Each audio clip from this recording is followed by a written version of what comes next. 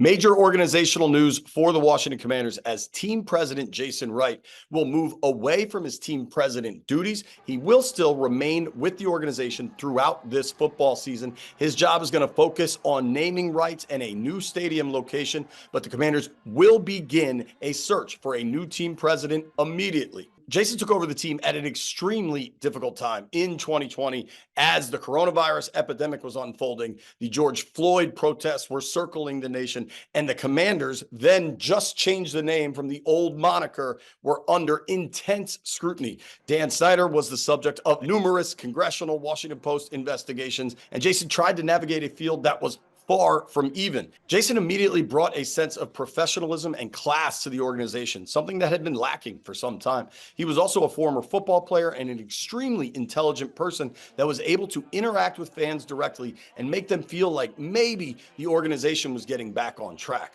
Unfortunately, there were also some major misses during Wright's tenure. The rebrand going to Commanders on 2/2/22 had a number of simple mistakes. The crest had the Super Bowl dates wrong, and fans remain upset about a tribute that some think is questionable to Sean Taylor.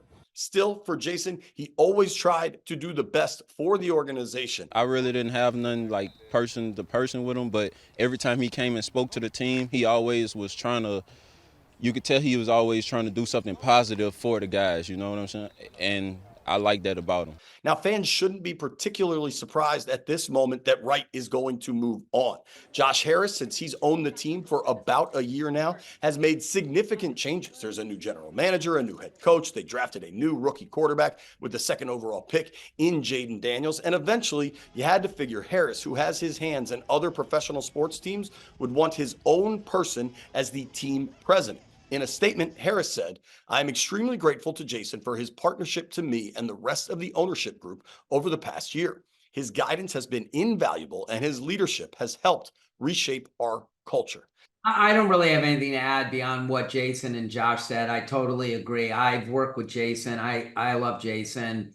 I think he came in and did a great job. And his family lives in California. And this is truly one of those things where I feel like he completed his mission and he's ready to go find the next one. And I look forward to having a lifelong relationship with him. Stay tuned to NBC4 for all of the latest. And remember, the Commanders, the full 90-man roster, is back on the field next week as training camp begins. We'll be there every step of the way.